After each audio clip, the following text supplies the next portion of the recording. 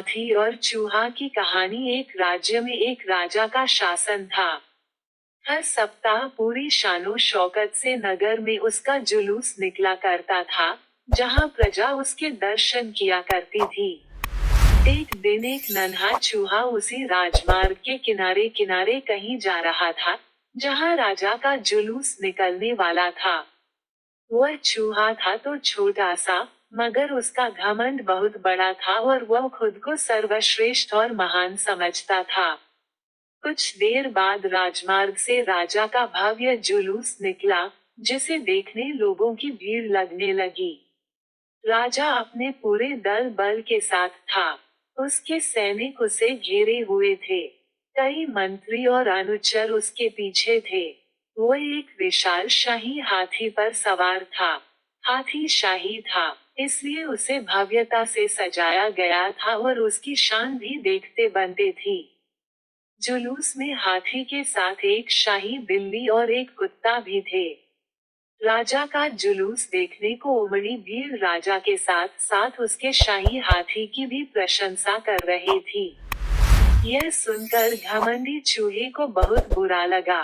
वह हाथी को गौर से देखने लगा, फिर सोचने लगा, इसमें ऐसी क्या खास बात है जो मुझ में नहीं। मैं भी उस जैसा ही हूँ। मेरे पास भी 2 आंखें, 2 कान, 1 नाक और 4 पैर हैं। फिर उसकी इतनी प्रशंसा क्यों? उसके विशाल शरीर के कारण, लंबी सूंड के कारण, छोटी छोटी आंखों के कारण या झुर्रीदार चमड़ी के कारण? इस कारण, एक बार तुम लोग मुझे देख लो, उस हाथी को भूल जाओगे। मैं हाथी से ज्यादा महान हूँ। चूहा ये सब सोच ही रहा था कि शाही बिल्ली की नजर उस पर पड़ गई और उसकी लार टपक गई। छोड़ वह उसकी ओर लपकी। फिर क्या था? चूहा अपनी सारी महानता भूलकर दुम दबाकर भागा। भागते भागते वह हाथी के सामने आ गया। आगे बढ़ते हाथी ने उस पिद्दी से चूहे को देखा तक नहीं और अपना विशाल पैर उठा लिया।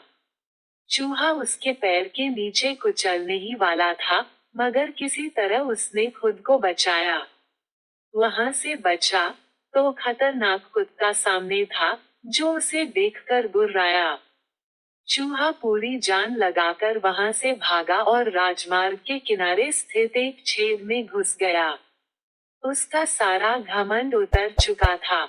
उसे समझ आ चुका था कि वह इतना भी श्रेष्ठ और महान नहीं। सीख किसी से मात्र रूप रंग की समानता हमें महान नहीं बनाती। महान हमारे गुण और कार्य बनाते हैं।